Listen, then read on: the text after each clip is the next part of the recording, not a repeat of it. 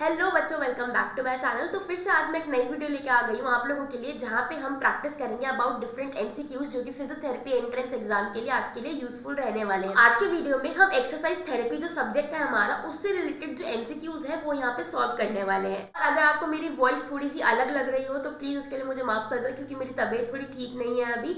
सो अब बिना किसी देरी के जल्दी से इस वीडियो को स्टार्ट करते हैं। So the very first question for you all is SOMI brace stands for SOMI। ये ब्रेस की फुल फॉर्म क्या होती है?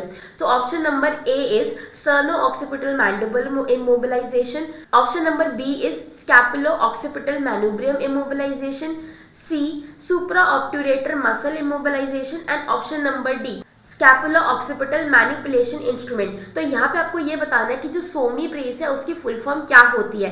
तो यहाँ पे जिसका आंसर है वो हो जाएगा option number A, that is sterno occipital mandibular immobilisation. So यहाँ पे जो आपके ब्रेसेस है ना, इनको आपको अच्छे से याद रखना है कि इनकी फुल फॉर्म क्या होती है और किस चीज़ के लिए इनको यूज़ किया जाता है और किन कंडीशंस में यूज़ किया जाता है। क्योंकि अक्सर ना एक ब्रेस से ये 3 क्वेश्चंस निकल जाते हैं, तो आपको जितने भी ब्रेसेस है जो इंपॉर्टेंट ब्रेसेस है ऑब्वियसली उनके बारे में तो अच्छे से पढ़ के रखना और अपने नोट्स बना लेने एक साइड में कि हाँ इस ब्रेस का ये काम है, इस कंडीशन में देते हैं और ये इसकी फुल फॉर्म है। Now moving on to the next question is, which of the following tendon is most commonly ruptured in RA, that is rheumatoid arthritis disease? सबसे पहला ऑप्शन है abductor pollicis longus, B extensor pollicis brevis, C extensor pollicis longus and D extensor indicis। यानी कि जो rheumatoid arthritis disease होती है उसमें से कौन सी ये जो टेंडन है, फिंगर का टेंडन है या थंब का टेंडन है, वो सबसे ज्यादा हाई चांसेस होते हैं रप्चर होने के। सो इसका करेक्ट आंसर हो जाएगा option number D, that is extensor indices. So इस मसल का जो टेंडन होता है वो सबसे ज्यादा कॉमनली रप्चर होता है या इंजर कह लो in rheumatoid arthritis disease. Next question is, which of the following HLA is positive in ankylosing spondylitis. यानी कि जो एंकालाइजिंग स्पॉन्डिलाइटिस है, जब उसका हम डायग्नोस्टिक क्राइटेरिया पढ़ते हैं तो हम HLA के बारे में पढ़ते हैं। तो HLA कौन सा वाला पॉजिटिव होना चाहिए अगर हमें AS डिटेक्ट करना है पेशेंट के अंदर? First is HLA DR3, B HLA DR4, C HLA B27 and D HLA DW। सो यहाँ पे the correct answer is option number C, that is HLA B27। अगर पेशेंट के अंदर ये प्रेजेंट होता है दैट मीन्स उसको AS है। Moving on to the next question is, Erb's palsy is due to injury of A head involving the premotor area, B pelvis involving the lumbosacral plexus, C thorax involving diaphragm and D upper root of brachial plexus involving C5 and C6।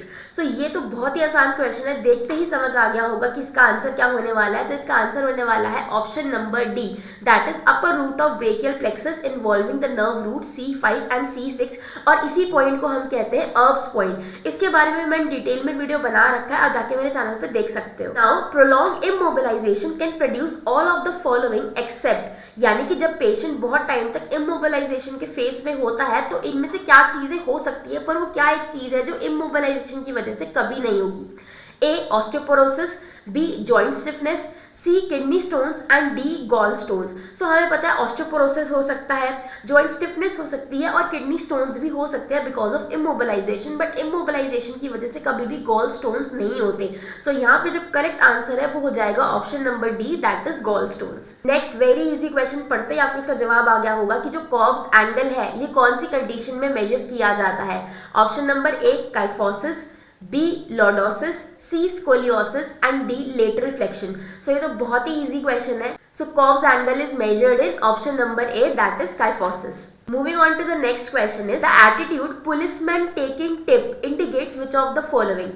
A high brachial plexus injury, B low brachial plexus injury, C Erb's palsy and D subscapularis paralysis। यानी कि जो हमारे limb की एक position हो जाती है ना, एक एटीट्यूड हो जाता है जिसको हम पुलिसमैन टिप डिफॉर्मिटी कहते हैं, ये किस कंडीशन के अंदर होती है? सो ये जो कंडीशन है ये करेक्टरिस्टिक फीचर है आपकी Erb's palsy का। सो यहाँ पे जो आपका ऑप्शन नंबर सी है that is Erb's palsy becomes the correct answer, क्योंकि इसी में हमें ये कैरेक्टरिस्टिक फीचर जो है, जो पोजीशन है वो देखने को मिलती है। Now moving on to another important question is, myositis ossificans traumatic is most frequent in elbow dislocation in which of the following muscles. अब देखो यहाँ पे इसने क्वेश्चन को एक स्टेप और अंदर जाके पूछा है। यूजुअली ये क्वेश्चन पूछा जाता है ना कि मायोसाइटिस ऑसिफिकेंस जो है वो कौन से जॉइंट में सबसे ज्यादा कॉमन है, तो हमें पता है एल्बो जॉइंट में सबसे ज्यादा कॉमन है। अब यहाँ पे उसने मसल के बारे में पूछ लिया कि कौन सी मसल जो है वो मायोसाइटिस ऑसिफिकेंस ट्रोमैटिक के अंदर ज्यादा इन्वॉल्व होती है।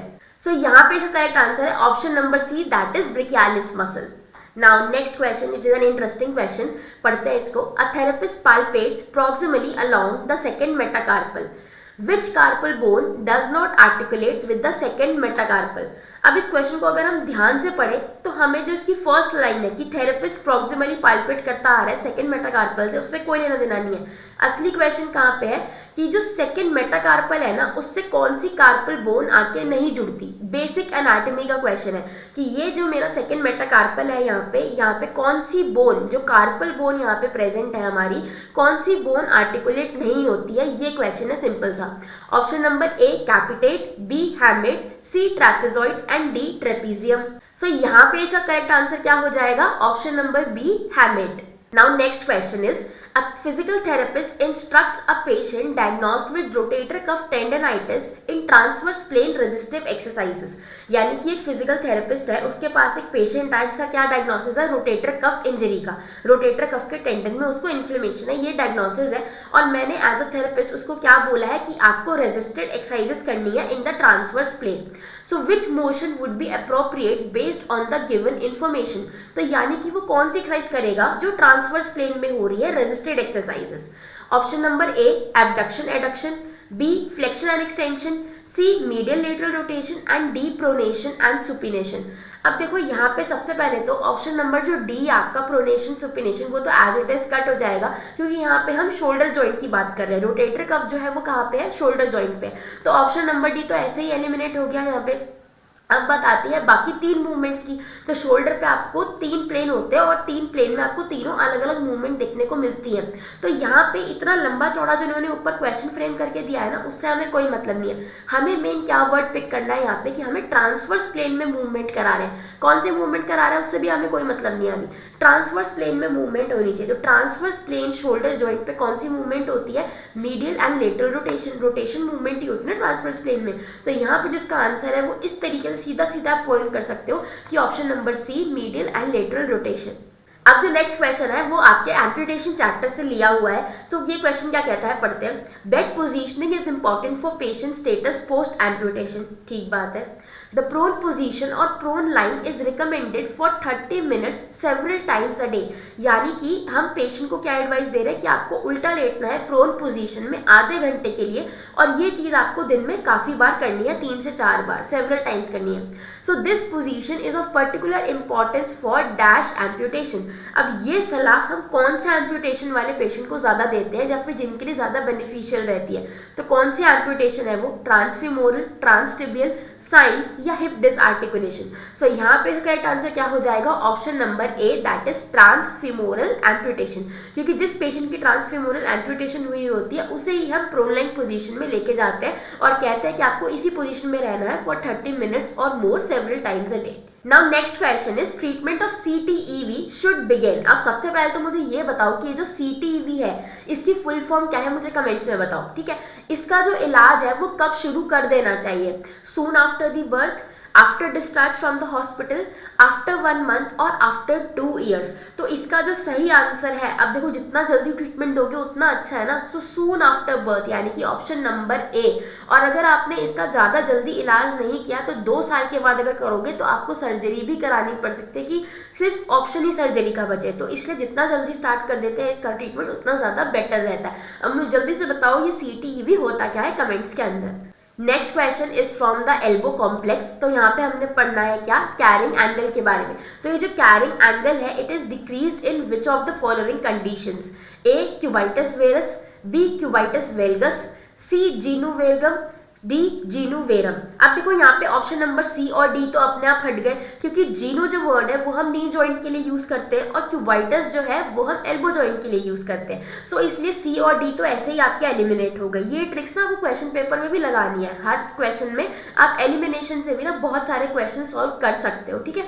सो यहाँ पे क्यूबाइटस वेरस और क्यूबाइटस वेलगस हमारे पास दो ही चीजें हैं। अब देखो वेरस और वेलगम में बहुत सारे बच्चे कंफ्यूज रहते हैं कि एंगल बढ़ता किस में है और घटता किस में। पहले मैं आपको इसका आंसर बता देती हूँ कि जो एंगल कम है वो किस कंडीशन में होता है, वेरस कंडीशन में। सो इसका जो करेक्ट आंसर है वो हो जाएगा option number A, that is cubitus varus. अब यहाँ जो आपको कंफ्यूजन कि वेरस और वेलगम, नी जॉइंट में भी दिक्कत आती है, एंकल में भी दिक्कत आती है और एल्बो में भी दिक्कत आती है वेलगम और वेरम के साथ। सो देखो वेलगम, इसको याद करने की ट्रिक बताती हूँ आपको एक। वेलगम जो होता है गम, इसके लास्ट में क्या आता है, गम, ठीक है। गम का काम क्या होता है, जोड़ना, तो चीजें जोड़ोगे तो वो बढ़ेंगी, ठीक है। तो यहाँ पे हमेशा चीजें इंक्रीज होंगी। जहाँ पे भी आपको वेलगम, वेलगस ये टर्म दिखाई देगी, इसका मतलब होता है इंक्रीज होना, एड अप होना, ऐसा रखना। गम मतलब इंक्रीज, फेविकॉल से चिपका रहे हो गम, ठीक है, ग्लू, तो चीज जुड़ती है। और इसका अपोजिट हो जाएगा, वेरस में एक में बढ़ रहा है तो दूसरे में कमी होगा। सो इस तरीके से आप याद कर सकते हो इसको। सो अगर ये ट्रिक अच्छी लगी हो तो वीडियो को लाइक कर देना, शेयर कर देना और चैनल को भी सब्सक्राइब कर लेना ऐसे ही मजेदार वीडियोस के लिए। अब जल्दी से अपने नेक्स्ट क्वेश्चन पर चलते हैं, जो कि है the lateral segment of right lower lobe is drained by postural drainage technique with the patient in. अब यहाँ पे ये क्वेश्चन आ गया है पोस्चरल ड्रेनेज से। अगर आपको पोस्चरल ड्रेनेज समझ में नहीं आ रहा तो इसके लिए मैंने वीडियो बनाई हुई है, आप जाके देख सकते हो। सो ऑप्शन नंबर ए, अब हमें पोजीशन बतानी है कि अगर मुझे राइट लोअर लोब का लेटरल सेगमेंट ड्रेन करना है तो पेशेंट को मैं क्या पोजीशनिंग दूंगी वो बतानी है। So option number A, lying on the left side with the foot end of the bed raised by 18 inches. B, lying on the right side with the foot end of the bed raised by 18 inches. And C, prone lying with foot end of the bed raised by 24 inches. And option number D, semi-prone lying without raising the foot end of the bed. तो यहाँ पे इसका correct answer क्या हो जाएगा postural drainage का, option number B, यानी कि जो पेशेंट है वो राइट साइड की तरफ लेटेगा with the foot end of the bed raised by 18 inches. और जो फुट का एंड है यानी कि जो बेड का एंड है, it should be raised by 18 inches. So इस पोजीशन से जो आपका लेटरल सेगमेंट है of the right lower lobe का वो ड्रेन हो जाएगा। अब ये नेक्स्ट क्वेश्चन पढ़ते हैं, इंटरेस्टिंग सा लग रहा है। A therapist reviews the result of a pulmonary function test, यानी कि थेरेपिस्ट ने पीएफटी का रिजल्ट रिव्यू किया of a patient with chronic obstructive pulmonary disease. Patient को सीओपीडी है। Which of the following results is typical of a patient with COPD. कुछ नहीं बताना, ये बताना है कि इन चारों ऑप्शंस में से जो सीओपीडी वाला पेशेंट है उसमें आपको क्या देखने को मिलेगा जो टिपिकल है सीओपीडी के लिए। सिर्फ decreased functional residual capacity, B increased vital capacity, C increased residual volume and D increased force expiratory volume in 1 second, यानी कि जो FEV1 1 सेकेंड है वो बढ़ा हुआ है। सो यहाँ पे करेक्ट आंसर क्या हो जाएगा, option number C, that is increased residual volume. Residual volume क्या होता है कि जब आप अपनी सांस बाहर छोड़ देते हो तो उसके बाद भी कुछ अमाउंट ऑफ एयर जो है ना वो आपके लंग्स के अंदर बचता है, उसे हम कहते हैं रेजिडुअल वॉल्यूम। तो सीओपीडी के अंदर ये जो बचा हुआ एयर रहता है ना लंग्स के अंदर, ये बढ़ जाता है, बढ़ने लग जाता है। सो ये एक टिपिकल कैरेक्टरिस्टिक है सीओपीडी पेशेंट्स के लिए। तो यहाँ पे ऑप्शन नंबर सी जो है वो करेक्ट हो जाता है। Now next question is, a physical therapist examines a neurological patient with flaccid left side, यानी कि पेशेंट का जो लेफ्ट साइड है वो फ्लैसिड है। In order to facilitate muscular activity the treatment plan should include A weight bearing, tapping, elevation, B vibration, tapping, prolong stretch, C weight bearing, tapping, approximation and D approximation, elevation and prolonged stretch। अब क्योंकि muscle यहाँ पे फ्लेसिडिटी वाली stage में चली गई है तो हमें उस मसल को क्या करना है, स्टिमुलेट करना है। तो उसके लिए स्टिमुलेशन के लिए हम इन सारे मेथड में से कौन सा मेथड है जो चूज करेंगे। सो यहाँ पे जो करेक्ट आंसर है वो क्या हो जाएगा, ऑप्शन नंबर सी। तो पेशेंट को हम क्या कराएंगे, वेट बेयरिंग देंगे, टैपिंग देंगे और अप्रोक्सीमेशन देंगे। Now next question is again on the muscle tone कि facilitation of muscle tone is performed through all of the following except approximation, maintained pressure, vibration and quick icing। So यहाँ पे जो correct answer है वो क्या हो जाएगा, option number B, that is maintained pressure। So ये जो सारा कंसेप्ट लग रहा है जो हमने लास्ट क्वेश्चन में भी देखा और इस क्वेश्चन में भी देख रहे हैं, ये आ रहा है आपका रूट्स अप्रोच से। सो रूट अप्रोच अगर आपको ढंग से आता होगा तो आप ये क्वेश्चन आसानी से कर पाओगे और समझ भी पा रहे होगे कि इनका आंसर ये क्यों आ रहा है। नाउ नेक्स्ट क्वेश्चन क्या है, secretion removal techniques are an integral component of pulmonary rehabilitation program. पता है हमें ये बात। What is the simplest method to clear secretion from the upper airway, यानी कि जो हमारा अपर एयरवे है वहां से सिक्रीशन कौन से तरीके से बेस्ट क्लियर होती है। ए कफिंग, बी परकशन, सी शेकिंग, डी वाइब्रेशन। तो इसका तो बहुत ही इजी आंसर है कि ऑप्शन नंबर ए कफिंग के थ्रू जो आपकी अपर एयरवे की सिक्रीशन है वो आराम से सिक्रीट आउट हो जाती है। नाउ नेक्स्ट क्वेश्चन जो है वो पीडियाट्रिक में से है, नॉर्मल डेवलपमेंटल माइलस्टोन में से। A physical therapist would not expect a 7 month old infant to have completed which of the following developmental milestone, यानी कि 7 months तक बच्चे को कौन सा माइलस्टोन नहीं आएगा इनमें से। A hold head erect when sitting, B crawl forward, C sit unsupported and D roll from supine to prone. तो इनमें से देखो सही ऑप्शन क्या होगा, option number B crawl forward. 7 महीने का बच्चा ये नहीं सीखता अभी, ठीक है। 7 महीने तक वो सिट अनसपोर्टेड भी सीख लेगा, अपना जो हेड है वो इरेक्ट भी करना, जब वो भाई सिटिंग अनसपोर्टेड कर रहा है तो उससे पहले उसका हेड जो है वो इरेक्ट करने लग गया होगा वो, ठीक है। और roll for supine to prone ये तो उसने पहले ही सीख लिया होगा। तो ये तीनों चीजें तो आपकी हो जाएंगी 7 महीने तक, बट जो क्रॉलिंग फॉरवर्ड मूवमेंट है वो 7 महीने तक नहीं आएगी। Now next question is which of the following is correct in pulled elbow? Dislocation of elbow joint, B subluxation of elbow joint, C dislocation of the radial head and D subluxation of the proximal radioulnar joint. So pulled elbow जो आपने अच्छे से पढ़ा होगा, exercise therapy में भी इसके बारे में आपने पढ़ा है। इस कंडीशन के अंदर क्या होता है, तो option number C that is dislocation of the radial head. So एक बहुत कॉमन चीज है जो छोटे बच्चों में देखी जाती है, सो ये आपका करेक्ट आंसर हो जाएगा, that is option number C. Now moving on to the next question is most common nerve damage in shoulder dislocation is, यानी कि जब शोल्डर का डिसलोकेशन होता है तो सबसे ज्यादा सबसे कॉमन कौन सी नर्व है जो डैमेज होती है। A radial nerve, B axillary nerve, C ulnar nerve and D median nerve. अब हमें यहाँ पे बात ध्यान रखनी है कि वो शोल्डर डिसलोकेशन का कह रहा है, ह्यूमरस का अपर एंड, मिडिल या लोअर एंड के फ्रैक्चर के बारे में बात नहीं कर रहा, क्योंकि हर जगह की अलग नर्व जो होती है डैमेज होती है, कॉमनेस जो होती है। बट अगर शोल्डर डिसलोकेशन की बात करेंगे तो यहाँ पे जो आंसर हो जाएगा आपका वो हो जाएगा option number B, that is the axillary nerve. A patient scheduled for total hip replacement surgery is referred to physical therapy for preoperative instruction. All of the following should be incorporated into the preoperative session except, यानी कि अगर किसी patient का THR हो रहा है यानी कि टोटल हिप रिप्लेसमेंट सर्जरी हो रही है और वो प्री ऑपरेटिव मेरे पास आया है, फिजिकल थेरेपिस्ट के पास आया है, तो ऐसी क्या चीजें हैं जो मैं उसे नहीं बताऊंगी और बाकी सारी चीजें बता दूंगी। Option number A deep breathing and coughing exercises, ये तो बताऊंगी भाई। B gait training with an appropriate assistive device, ये भी मैं उसे पहले से बताऊंगी ताकि वो पोस्ट में उसको आसानी रहे करने में। C basic precaution for early bed mobility, ये भी मैं उसे पहले से ही काउंसिल करूंगी, बताऊंगी कैसे आपको टर्न करना है, कैसे बैठना है। Number D proper use of an adduction pillow. So यहाँ पे ये जो ऑप्शन नंबर डी है ना, ये मैं उसको प्री ऑपरेटिव स्टेज में नहीं बताऊंगी, बाकी जो 3 चीजें हैं मैं उसे वो पहले बताऊंगी प्री ऑपरेटिव स्टेज पे। तो यहाँ पे जो करेक्ट आंसर है वो हो जाएगा option number D, that is proper use of an adduction pillow. Now next question is a 14-year-old girl presents with a 25 degrees left thoracic scoliotic curvature, यानी कि उसको स्कोलियोसिस है लेफ्ट साइड का। All of the following are appropriate immediate form of treatment except, immediate treatment हम उसका क्या कर सकते हैं उस टाइम पे। A use of corset या orthotics कर सकते हैं हम। B postural exercises बता सकते हैं हम उसे। डीप ब्रीदिंग भी कराएंगे। सर्जिकल इंटरवेंशन हम एकदम से नहीं करेंगे because it is not an appropriate immediate form. एकदम से पेशेंट आया है और मैं उसकी सीधी सर्जरी के लिए बोल दूँ सर्जरी कराओ, ये कराओ, वो कराओ, ऐसा नहीं होता। पहले हम कंजर्वेटिव ट्रीटमेंट करते हैं पेशेंट का, उसके बाद हम सर्जिकल इंटरवेंशन पे जाते हैं, राइट। सो यहाँ पे जो ऑप्शन नंबर डी है वो करेक्ट हो जाएगा कि मैं एकदम से पेशेंट को सर्जिकल इंटरवेंशन के लिए नहीं बोलूंगी। Now the last question is a therapist reminds a patient of post operative contraindications following hip replacement surgery. Which statement would not be considered a good advice? Option number A, when turning pivot to the affected side.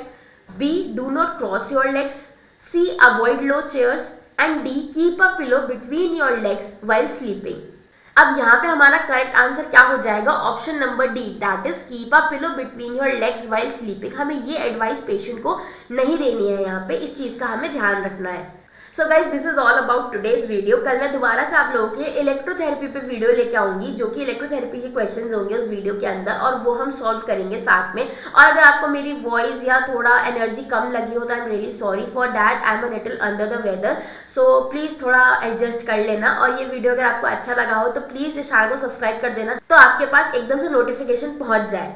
और अगर कोई भी doubt query दिमाग में आ रहा है, कुछ समझ नहीं आया, तो मुझे कमेंट्स में जरूर पूछ लेना। Thank you.